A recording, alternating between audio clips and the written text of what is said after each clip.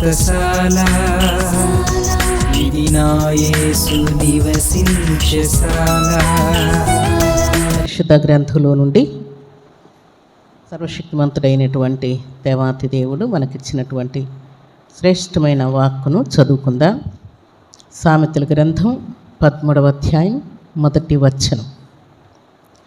తండ్రి శిక్షించిన కుమారుడు జ్ఞానము గలవాడగును, అపహాసకుడు గద్దింపునకు లోబడడు.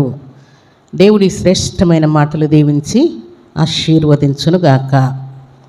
మనం చదువుకున్నటువంటి భాగంలో తండ్రి శిక్షించిన కుమారుడు జ్ఞానము గలవాడగును. ఏ తండ్రి శిక్షిస్తే జ్ఞానం గలవారు అవుతారు అంటే, శరీర సంబంధమైనటువంటి తండ్రులు మనకుంటారు, వారు కూడా శిక్షించవచ్చు. కానీ ఇక్కడ మనం చదువుకున్నటువంటి మాటలో దేవుడిస్తున్నటువంటి పరమార్థం దీంట్లో దాగి ఉన్నది. తండ్రి, శరీర సంబంధమైనటువంటి తండ్రి మనల్ని శిక్షిస్తే అట్టివారు జ్ఞానం తెచ్చుకుంటారు, బుద్ధి తెచ్చుకుంటారని దేవుడు మాట్లాడుతూ, దీనితో పాటు దేవుడు కూడా మనల్ని శిక్షిస్తాడు. దేవుడు కూడా శిక్షిస్తే మనం ఇంకా జ్ఞానవంతులం అయిపోతామంట. అయితే కింద మాట ఏమైనా వ్రాయబడింది? అపహాసకుడు గద్దింపునకు లోబడడు.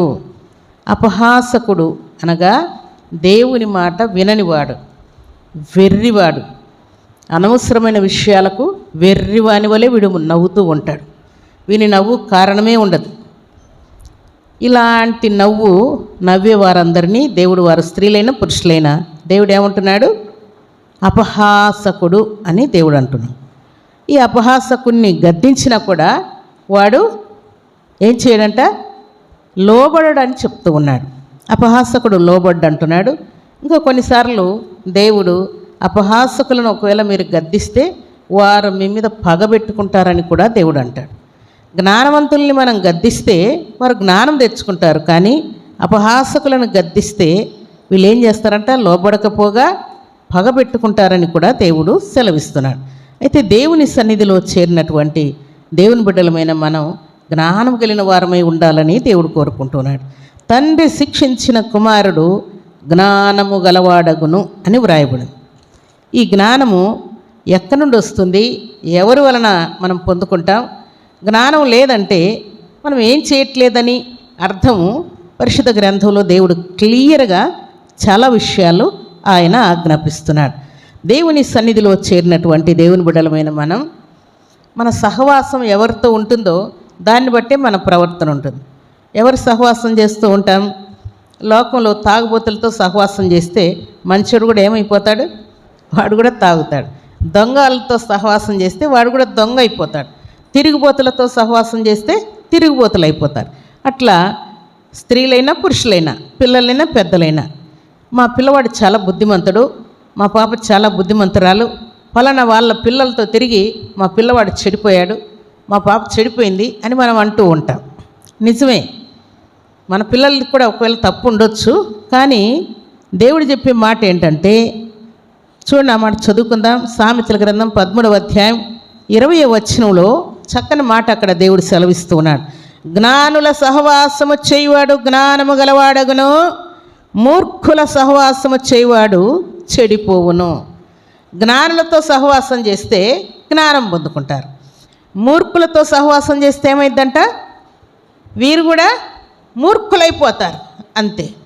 ఒకరిని చూసి ఒకరు నేర్చుకొని ఇలాంటి చెడ్డ పనులు చేయటానికి నేర్చుకుంటారని దేవుడు జ్ఞానులతో సహవాసం చేయవాడు జ్ఞానము గలవాడు, మూర్ఖులతో సహవాసం చేయవాడు ఏమైతాడంట?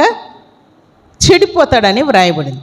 దుష్టుడెవడో, దుర్మార్గుడెవడో కనిపెట్టే వారంగా మనం ఉండాలని దేవుడు ఆజ్ఞాపిస్తున్నాడు. అందుకే చూడండి, పరిశుద్ధ గ్రంథంలో ఒక చక్కని మాట వ్రాయబడి ఉన్నది. కీర్తనల గ్రంథం 1వ అధ్యాయం 1వ వచనం. దుష్టుల ఆలోచన చొప్పున నడువక, పాపుల మార్గమున నిలువక, అపహాసకులు కూర్చుండు చోట కూర్చుండక, యెహోవా ధర్మశాస్త్రమునందు ఆనందించుచు దివారాత్రము దానిని ధ్యానించువాడు ధన్యుడు. ఈ దుష్టులు మన ఇంట్లోనే ఉంటారు. మన తల్లిదండ్రులే ఉండొచ్చు, లేక మన అన్నదమ్ములే ఉండొచ్చు, మన అక్క చెల్లెళ్ళే ఉండొచ్చు, మన కడుపున పుట్టిన కుమారుడే ఉండొచ్చు. కానీ ఇంట్లో ఉన్నా కూడా దుష్టుల్ని మనం తాకకుండా జీవించవచ్చు, దుష్టుల జోలికి వెళ్లకుండా జీవించవచ్చు. పరిశుద్ధ గ్రంథంలో అలాగున జీవించారా లేదా భక్తులు చెప్పండి? చాలా కుటుంబాల్లో, ఉదాహరణకు భక్తుడైనటువంటి ఇస్సాకు 2 కుమారులైతే దుష్టుడెవరు, మంచివాడెవరు చెప్పండి? ఇస్సాకు కుమారుడు ఏషావు దుష్టుడు, యాకోబు సాధుగుణం కలిగిన వాడని రాయబడింది. తర్వాత తండ్రిని ఆయన మోసం చేస్తాడు, కానీ సాధుగుణం కలిగిన వాడు. కానీ ఏషావు మాత్రం దుష్టుడు. ఏమనుకున్నాడు చెప్పండి? తండ్రి దీవెనలు యాకోబు పుచ్చుకున్న తర్వాత ఏషావు ఏం చేయాలనుకున్నాడు? చంపాలనుకున్నాడు కదా. నిశ్చయముగా వాడు నాకు దొరకాలి, వాని కథ చెప్తానని అనుకున్నాడు. అయితే తల్లి యాకోబును అక్కడి నుండి దూరం పంపి లాబాని ఇంటికి పంపించి ఏషావు చేతిలో నుండి తప్పించే ప్లాన్ చేసింది. చివరికి 20 ఏండ్ల తర్వాత యాకోబు వస్తున్నాడన్న వార్త విని వెంటనే 400 మందిని వెంట పెట్టుకొని చంపడానికి బయలుదేరుతూ ఉన్నాడు. అయితే దేవుడు మనకు నేర్పుతున్నటువంటి పాఠం ఏంటంటే, మనము దుష్టులకు దూరంగా ఉండాలి అని అంటే మనం అసలు లోకంలోనే జీవించలేము ఇంకా కదా. ఇంట్లో ఉంటారు, సొంతం అన్నే దుష్టుడైపోయాడు, కుమారుడే దుష్టుడైపోతున్నాడు, భర్తే దుష్టుడైపోతున్నాడు, భార్యనే దుష్టుడైపోతా ఉన్నాడు. ఎవరిని నమ్మాలో ఎవరిని నమ్మకూడదో తెలియనటువంటి పరిస్థితి. కానీ దేవుడు అంటున్నటువంటి మాట ఏంటంటే, వీరెవరిని మనం నమ్మాల్సిన అవసరం లేదు ప్రియులారా. దేవుణ్ణి మాత్రం మనం గట్టిగా పట్టుకొని ఆయన ప్రేమలో మనం నిలిచి ఉంటే ఇంకెటువంటి హాని అపాయాలు మన మీదకి వచ్చినా కూడా వాటిలో నుండి మన దేవుడు మనల్ని తప్పించడానికి దేవుడు సిద్ధముగా ఉన్నానని తెలియజేస్తున్నాడు. శుభదినాన ఇక మీదట మనం అజ్ఞానులం కాకుండా జ్ఞానవంతులముగా ఉండునట్లుగా దేవుడు కృప చూపించబోతూ ఉన్నాడు. ఇక మీదట దేవుని సన్నిధిలో చేరిన మనం ఈ చెవుతో విని ఈ చెవుతో విడిచిపెట్టి వెళ్ళిపోయే వారం కాకుండా దేవుని యొక్క ఉపదేశాన్ని హృదయంలో జాగ్రత్తగా భద్రం చేసుకోవటానికి గొప్ప శక్తిని, జ్ఞానాన్ని, జ్ఞాపక శక్తిని దేవుడు మీకు ఇవ్వబోతూ ఉన్నాడు. అలాగే ఇక మీదట వ్యర్థమైన పనులు చేయకుండా తండ్రి పనిలో నిమగ్నమయ్యే కృపను దేవుడు మీకు అనుగ్రహించబోతూ ఉన్నాడు. తండ్రి పని ఎక్కడుంటే అక్కడ పరిగెత్తుకుంటూ చాలా స్పీడ్గా చేయవలసి ఉన్నదని దేవుడు జ్ఞాపకం చేస్తాడు.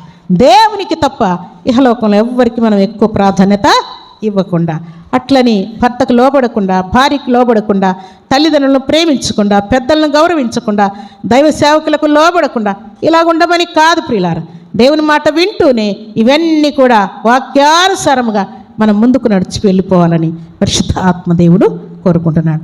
కాబట్టి దేవుని సన్నిధిలో చేరిన మనమందరం కూడా దేవుని మాటకు తలవంచితే తప్పకుండా ఇంటి వారిని కూడా ప్రేమిస్తాం, భర్తకు లోబడతాం, భార్యను ప్రేమిస్తాం, తల్లిదండ్రులను ప్రేమిస్తాం, పిల్లల్ని కంట్రోల్లో ఉంచుతాం, దేవుని యొక్క రాజ్యానికి వారసులమై జీవించినట్లుగా దేవుడు అట్టి కృపను భాగ్యమును సర్వశక్తివంతుడు అయినటువంటి దేవాతి దేవుడు సర్వసమృద్ధిగా మనందరికీ అనుగ్రహించి ఆశీర్వదించును గాక.